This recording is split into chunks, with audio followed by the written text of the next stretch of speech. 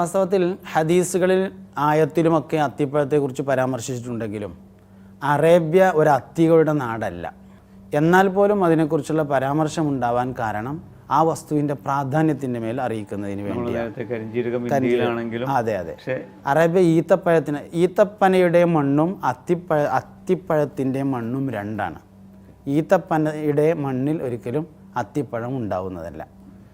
അപ്പോൾ അതുകൊണ്ട് വളരെ പ്രാധാന്യമുള്ളത് കൊണ്ടാണ് അത് പരാമർശിക്കാണ്ടായ കാരണം എന്ന് മനസ്സിലാക്കുക. ലോകത്ത് ഒരുപാട് തരത്തിലുള്ള അത്തിമരങ്ങളുണ്ട്. സൗദിയുടെ തന്നെ ഒരുപാട് ഭാഗങ്ങളിൽ അത്തിമരം കാണാം. ത്വായിഫിലൊക്കെ ധാരാളമായി അത്തിമരം കാണാൻ പറ്റും. അത്തിമരം അങ്ങനെ കൃഷി ചെയ്യുന്ന പ്രദേശങ്ങളുണ്ട്.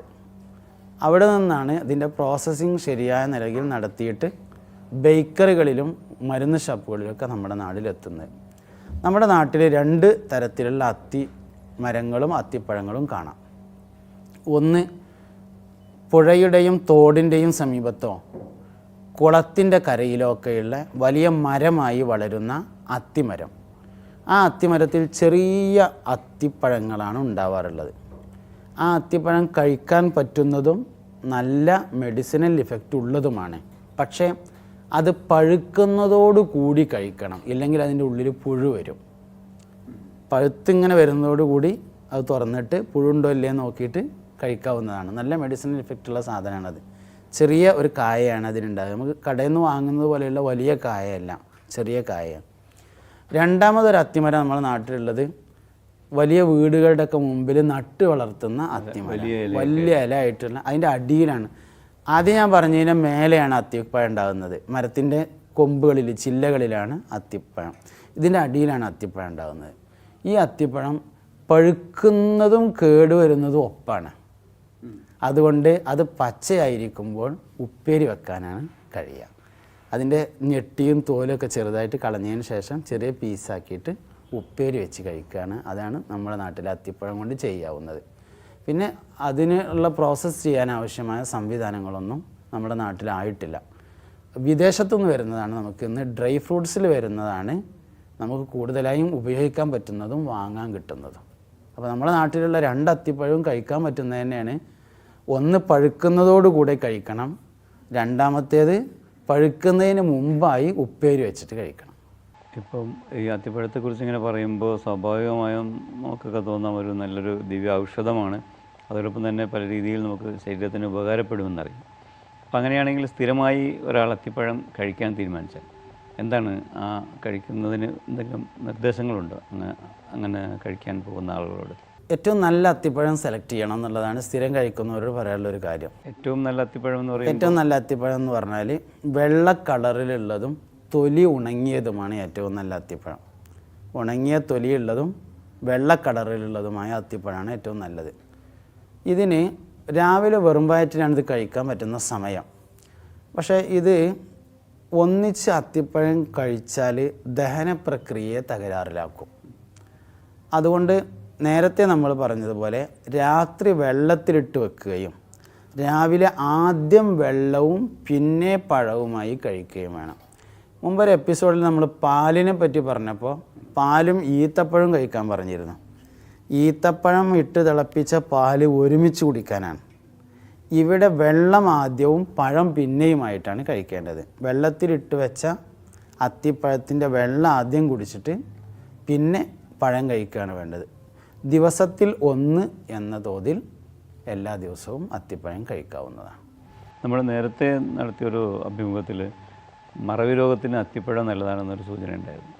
എന്താണ് അതിനെക്കുറിച്ച് കൂടുതൽ?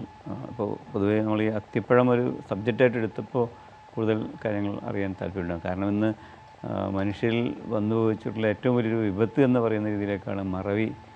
ചെറിയ കുട്ടികൾക്ക്, നമുക്കൊക്കെ തന്നെ ആണെങ്കിലും തീരെ ചെറിയ ചെറുപ്പക്കാർക്ക് എല്ലാവർക്കും തന്നെ ഒരു കാര്യം സ്വന്തം നമ്പർ പോലും ഓർത്തെടുക്കാൻ പറ്റാത്തൊരവസ്ഥയിലേക്ക്, ഫോൺ നമ്പർ പോലും ഓർത്തെടുക്കാൻ പറ്റാത്ത അവസ്ഥയിലേക്കാണ്. പ്രായമായവരിലേക്ക് പിന്നെ അൽഷിമേഴ്സ് പോലുള്ള അസുഖങ്ങളുണ്ടാകും.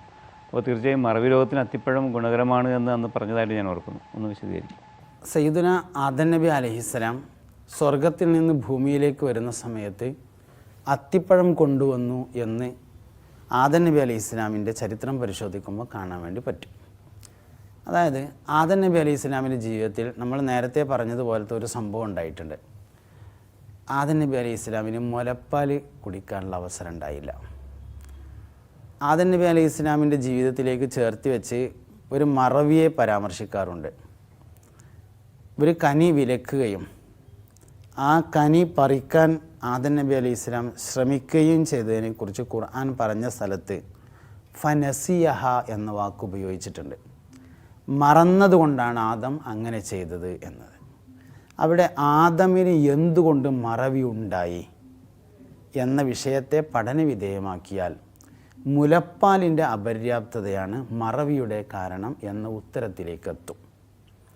സമ്പൂർണമായും മുലപ്പാൽ 2 വർഷം ഗുണസമ്പൂർണവും എണ്ണസമ്പൂർണവുമായ ഗുണസമ്പൂർണവും വണ്ണസമ്പൂർണവുമായ മുലപ്പാൽ 2 വർഷം കിട്ടിയവരാണ് ഏറ്റവും ബുദ്ധിമാന്മാരായ ആളുകൾ. നമ്മൾ ലോക ചരിത്രത്തിലെ ബുദ്ധിരാക്ഷസന്മാരെ മുഴുവൻ പരിശോധിച്ചാൽ അവരുടെ പിന്നിലെ രഹസ്യം മുലപ്പാലായിരിക്കുമെന്ന് കാണാം. ഉദാഹരണമായിട്ട് ഇമാം ഷാഫി റളിയല്ലാഹു അൻഹു, ഷാഫി ഇമാം റളിയല്ലാഹു അൻഹു 7ാമത്തെ വയസ്സിൽ ഖുർആൻ മുഴുവനും കാണാതെ പഠിച്ചു. നമ്മളെ കുട്ടി 2ാം ക്ലാസ്സിൽ പഠിക്കുന്ന പ്രായം. 9ാമത്തെ വയസ്സിൽ മാലിക് ഇമാം റളിയല്ലാഹു അൻഹുവിൻ്റെ മുവത്ത എന്ന ഹദീസിൻ്റെ കിതാബ് മുഴുവൻ കാണാതെ പഠിച്ചു. 11ാമത്തെ വയസ്സിൽ ദർസ് നടത്താനും ഫത്ത് കൊടുക്കാനും തുടങ്ങിയിട്ടുണ്ട്. 11ാമത്തെ വയസ്സിൽ 11 എന്ന് പറഞ്ഞാൽ 7ാം ക്ലാസ് പ്രായം. തൻ്റെ ഉസ്താദ് പലപ്പോഴും അദ്ദേഹത്തോട് ചോദിച്ചായിരുന്നു പല വിഷയങ്ങൾക്കും തീരുമാനം പറയാറുണ്ടായിരുന്നത്. ഇതേ ഷാഫി ഇമാമിനോട് തൻ്റെ ശിഷ്യന്മാർ ഒരിക്കൽ ചോദിച്ചിട്ടുണ്ട്, നിങ്ങളുടെ ബുദ്ധിയുടെ രഹസ്യം എന്താണ് എന്ന് ചോദിച്ചപ്പോൾ പറഞ്ഞു, എൻ്റെ ഉമ്മാൻ്റെ മുലപ്പാലാണ് എന്ന് പറഞ്ഞു. ഇമാമുൽ ഹറമൈനി റളിയല്ലാഹുവിൻ്റെ ചരിത്രത്തിലും ഇതുപോലെയുണ്ട്. യുദ്ധങ്ങൾ ജയിച്ചടക്കി വന്നു എന്നറിഞ്ഞപ്പോൾ ടിപ്പു സുൽത്താനെക്കുറിച്ച് ഹൈദർ അലി പറഞ്ഞിട്ടുണ്ടത്രേ, അവൻ്റെ ഉമ്മ അവന് വൃത്തിയോടെയും മനസ്സാന്നിധ്യത്തോടുകൂടെയും അല്ലാതെ മുല കൊടുക്കുന്നത് ഞാൻ കണ്ടിട്ടില്ല എന്ന്. 2 പ്രധാനപ്പെട്ട പോയിന്റ് അതിനകത്തുണ്ട്, വൃത്തിയും മനസ്സാന്നിധ്യവും. അപ്പോൾ ഓർമ്മശക്തി, ബുദ്ധിശക്തി, ധൈര്യം എന്നിവയും മുലപ്പാലും തമ്മിൽ വലിയ അഭേദ്യമായ ബന്ധമുണ്ട്. എന്നാൽ ഈ ഭാഗ്യം ആദം നബി അലൈഹി ഇസ്ലാമിന് കിട്ടിയില്ല. ആദം നബി അലൈഹി ഇസ്ലാം സ്വർഗത്തിൽ നിന്ന് ഭൂമിയിലേക്ക് വന്നപ്പോൾ അത്തിപ്പഴം കൊണ്ടുവരാനുണ്ടായ കാരണം മുലപ്പാലിൻ്റെ സ്ഥാനത്ത് അത്തിപ്പഴം നിൽക്കുന്നു എന്നതാണ്.